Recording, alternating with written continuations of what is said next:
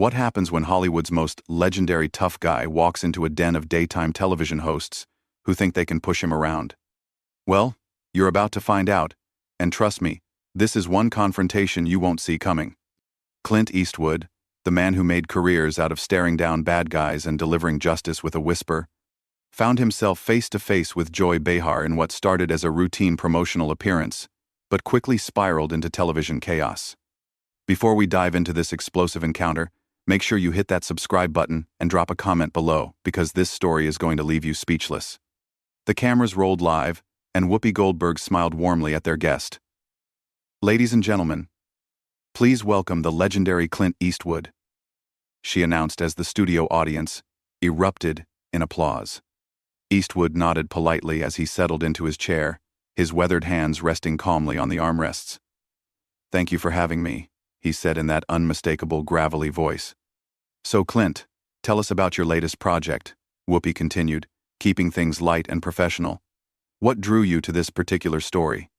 "Well, it's about second chances," Eastwood replied thoughtfully. "Sometimes people deserve another shot at redemption, even when society has written them off." Sarah Haynes leaned forward with genuine interest. "That's such a beautiful theme. How do you choose which stories to tell at this stage in your incredible career?" "I look for truth," Eastwood answered simply. "Stories that say something real about the human condition. Hollywood's got enough fantasy." The conversation flowed naturally for several minutes, with Eastwood sharing insights about his directing process and working with actors. The studio audience was clearly captivated by his presence and wisdom. But Joy Behar had been unusually quiet, sitting back in her chair with a knowing smile. She had been waiting for her moment, and now she saw it. "Clint, can I ask you something?" Joy interjected, her tone shifting noticeably. "You talk about truth and redemption, but don't you think some of your past comments about certain political figures might contradict that message?" The temperature in the studio seemed to drop several degrees. Whoopi shot Joy a warning glance, but it was too late. Eastwood's eyes narrowed slightly as he turned to face Joy directly. "Which comments would those be, Joy?" "Oh, you know," Joy said with false sweetness, "your support for politicians who shall remain nameless but who have made some pretty questionable statements about women and minorities." "I don't recall making any statements that disparaged women or minorities," Eastwood replied evenly, his voice carrying that familiar steel edge that movie audiences knew well. "But by association," Joy pressed on, clearly enjoying herself, "don't you think your political endorsements send a message?" The other hosts exchanged uncomfortable glances. This wasn't the direction anyone had planned for the interview to go. Eastwood leaned back in his chair and fixed Joy with a stare that could have frozen water. "Young lady, I've been in this business since before you were born. I've worked with people of every background, every political persuasion, and I judge them by their character, not their party affiliation." "Young lady?" Joy's voice rose an octave. "Excuse me, but I think I have every right to ask tough questions of my guests. And I have every right not to answer gotcha questions from someone who's more interested in creating controversy than having a conversation." Eastwood shot back, his calm demeanor never wavering despite the edge in his voice. Joy's face flushed red. "Gotcha questions? I'm asking about your public statements, Clint. That's called journalism. Is that what we're calling it now?" Eastwood replied with a slight chuckle that somehow made the insult even more cutting. "In my day, journalism involved research and facts, not fishing expeditions." Whoopi tried to intervene. "Let's maybe get back to talking about your film, Clint." But Joy wasn't backing down. "No, I think this is important. You can't just come on television and expect softball questions when you've made controversial political statements." "Such as?" Eastwood's voice remained steady, but his eyes had that dangerous glint that anyone who'd watched his movies would recognize. "Well, there was that whole empty chair thing," Joy said smugly, referring to a political convention appearance from years earlier. "You mean when I used a creative metaphor to make a point about political accountability?" Eastwood replied. "Yeah, I remember that. What about it?" "Don't you think it was a little, I don't know, unhinged?" Joy pressed, clearly thinking she had found her angle. The studio audience was dead silent now. Even the crew members had stopped moving, sensing that something significant was happening. Eastwood leaned forward slightly, his voice dropping to that whisper-quiet tone that was somehow more intimidating than shouting. Joy, let me ask you something. How many films have you made? What does that have to do with anything? Joy shot back defensively. Just answer the question. How many films have you directed, produced, or starred in? That's not the point. I'm a television host and comedian. Right. And how many Academy Awards have you won? Joy's voice was getting higher. Again, that's not relevant to this discussion. How about this then? Eastwood continued, his tone becoming more pointed. How many careers have you launched? How many young actors have you given their first break? How many stories have you told that actually meant something to people? I entertain people every day on this show, Joy replied. But her confidence was clearly shaking. Do you? Eastwood asked with genuine curiosity. Because, from where I'm sitting, it looks like you ambush guests and try to create controversy for ratings. Is that your idea of entertainment? Sarah Haynes jumped in, trying to lighten the mood. Clint, your films have entertained millions of people around the world. What's been the most rewarding part of your career? But Eastwood wasn't ready to let Joy off the hook yet. You know what, Sarah? I'll answer that. The most rewarding part has been working with professionals. People who understand that respect is earned, not demanded. People who don't hide behind a panel of co-hosts to take cheap shots at their guests. Joy's mouth fell open. Cheap shots? I'm asking legitimate questions about your political views. No. Eastwood corrected her. You're trying to create a viral moment for your social media clips. There's a difference between asking about someone's views and trying to ambush them. I'm not ambushing anyone, Joy protested. I'm doing my job. Your job is to interview guests about why they're here, Eastwood replied calmly. I came here to talk about a film I'm proud of, a story about redemption and second chances. You want to talk about politics and create drama. Whoopi made another attempt to steer the conversation. The film does sound fascinating, Clint. Can you tell us about the main character? It's about a man who's made mistakes, Eastwood said, his eyes still locked on Joy, but who's trying to do better. Sometimes the biggest obstacles aren't the ones in front of you, but the people who want to keep you defined by your past instead of letting you grow. The metaphor wasn't lost on anyone in the studio, least of all Joy, who was clearly getting more agitated by the minute. That's a beautiful message, Sarah said, clearly trying to keep things on track. Redemption is such a powerful theme in storytelling. But Joy wasn't about to let the moment pass. Speaking of redemption, don't you think some people are beyond it? I mean, when someone consistently supports divisive politics, at what point do we stop giving them chances? Eastwood's jaw tightened almost imperceptibly. Are we talking about the character in my film? Or are you trying to make this personal again? I'm talking about accountability, Joy replied with false righteousness. Public figures have a responsibility to their fans. Do they now? Eastwood's voice carried that dangerous quiet that anyone familiar with his movies would recognize. And what responsibility do television hosts have to their guests? To ask the tough questions that matter. Joy shot back immediately. No, Eastwood said firmly. To treat people with basic human decency, something you seem to have forgotten. The other hosts exchanged panicked glances. Whoopi was frantically trying to signal the producers. But Joy was too caught up in what she thought was her moment of triumph. Human decency? Joy laughed harshly. That's rich coming from someone who spent decades playing violent characters and glorifying gun culture. The studio audience gasped audibly. Even by the View's standards, this was crossing a line. Eastwood sat back in his chair and studied Joy for a long moment, as if seeing her clearly for the first time. You know what your problem is, Joy? Enlighten me, she replied sarcastically. You think being loud makes you right. You think being confrontational makes you brave. But all it really makes you is a bully hiding behind a microphone. Excuse me? Joy's voice reached a pitch that made everyone in the studio wince. You heard me, Eastwood continued, his voice remaining steady and controlled. You sit here day after day taking shots at people who can't fight back effectively because they're guests on your show. You think that makes you powerful, but it just makes you small. How dare you call me small? Joy stood up from her chair, her face bright red with rage. "I've been doing this job for years. I've interviewed presidents, celebrities, world leaders. And how many of them left here feeling like they'd been treated with respect?" Eastwood asked pointedly. "How many walked away thinking that was a professional interview?" Joy was sputtering now. "I don't have to take this from you or anyone else." "You're absolutely right," Eastwood agreed calmly. "You don't have to take anything from me. Just like I don't have to sit here and let you turn what should have been a conversation about art into your personal political theater." Whoopi finally found her voice. "Clint, Joy, maybe we should all take a breath here." "No, Whoopi," Eastwood said, standing up slowly. "I think Joy and I understand each other perfectly now." Joy was practically vibrating with anger. "You can't just walk out of an interview because you don't like the questions." "Watch me," Eastwood replied with that iconic squint. "I came here as a courtesy to talk about something I care about. I didn't come here to be your punching bag for the day." "This is live television," Joy protested.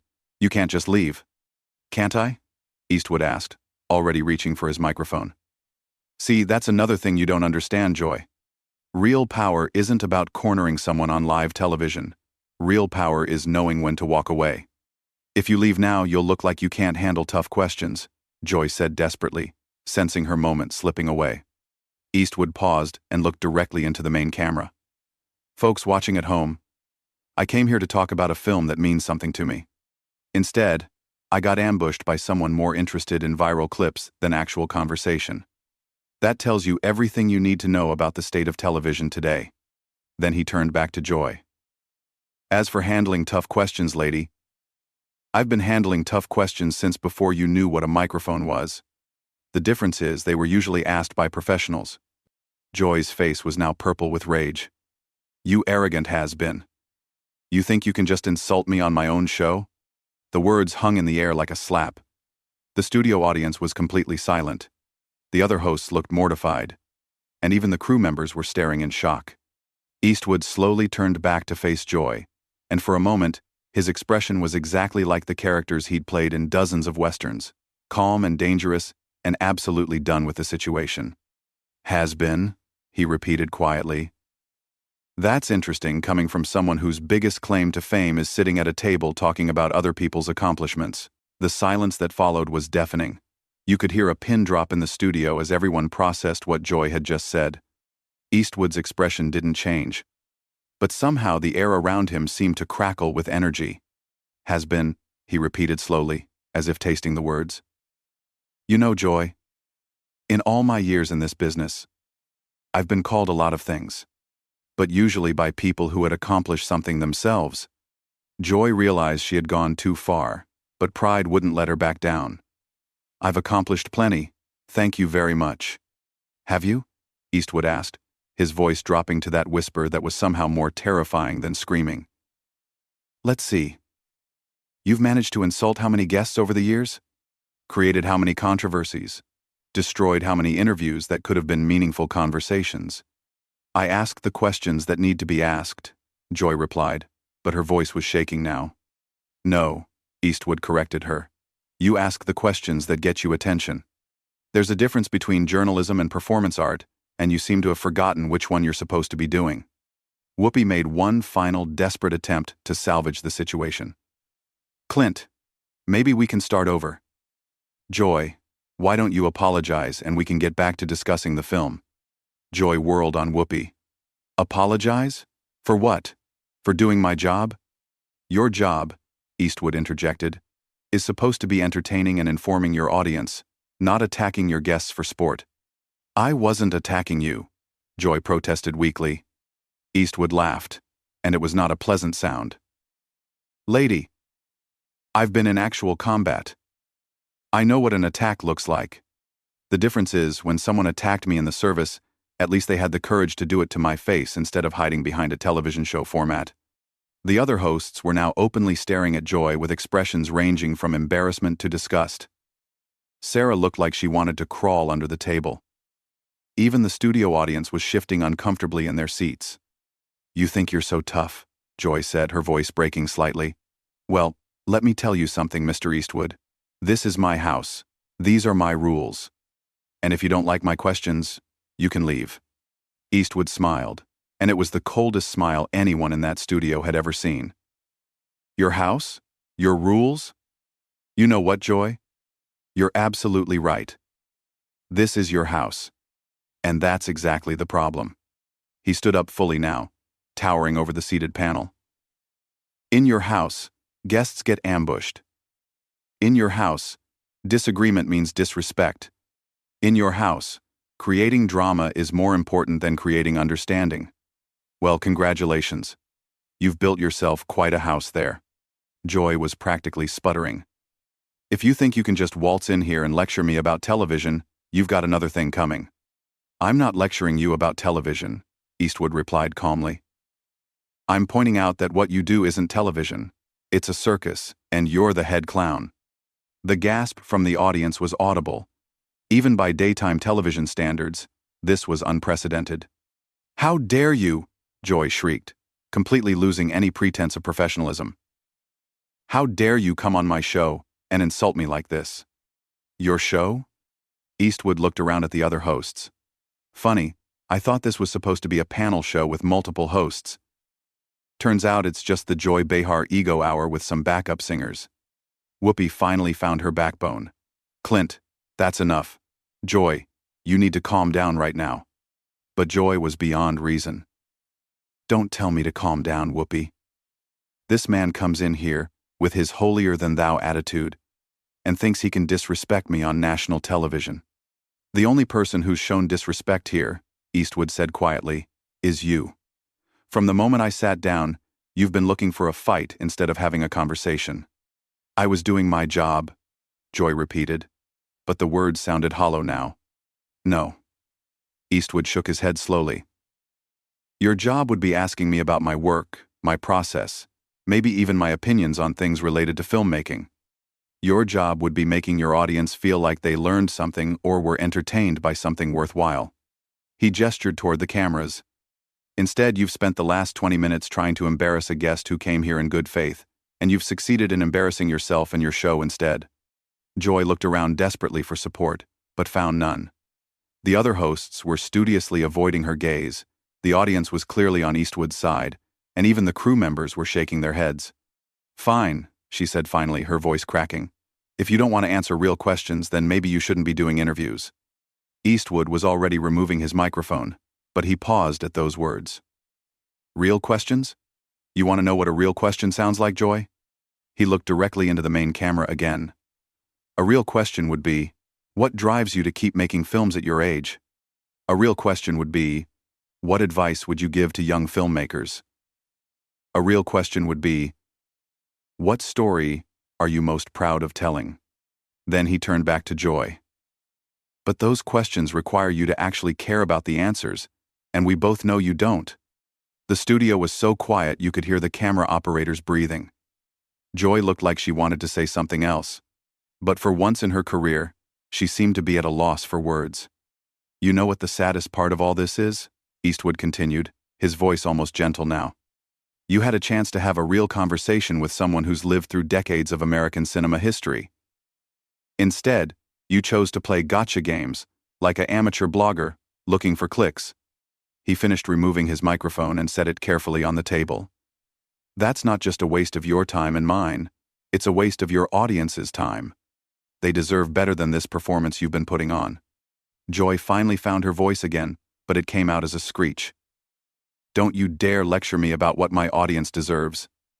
I've been connecting with viewers for decades. Have you? Eastwood asked as he straightened his jacket. Or have you just been yelling at them for decades? Because there's a difference between connecting with people and just making noise. The producers were frantically signaling from behind the cameras, clearly trying to figure out how to handle this unprecedented situation. This was live television, and their biggest guest was walking out after completely dismantling one of their hosts. Security, Joy called out desperately.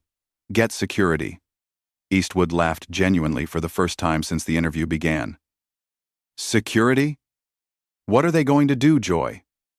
Arrest me for hurting your feelings? He looked around the studio one more time, taking in the stunned faces of everyone present. You know, I've been in this business for over 60 years. I've worked with the best directors, the finest actors, the most professional crews in the world. And in all that time, I've never encountered anyone quite like you.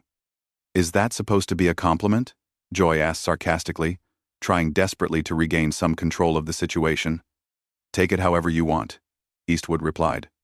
But just remember, when people talk about this interview tomorrow, they're not going to be talking about your tough questions or your journalistic integrity. They're going to be talking about how you completely lost your composure and embarrassed yourself on live television. With that devastating final blow, Clint Eastwood walked calmly toward the studio exit, leaving behind a panel of stunned hosts, a shocked audience, and one completely humiliated Joy Behar, who was still trying to figure out how she had lost control so completely. As the studio doors closed behind him, the cameras captured Joy's face, red with rage and embarrassment, while the other hosts sat in stunned silence, knowing they had just witnessed television history, but not the kind anyone would want to be remembered for. So there you have it, folks. What started as a routine promotional interview turned into one of the most explosive confrontations in daytime television history. Clint Eastwood proved that even in his 90s, he's still the fastest draw in Hollywood, except this time his weapon was words, not bullets. Make sure to subscribe for more incredible stories like this one, and let me know in the comments, do you think Joy Behar finally met her match?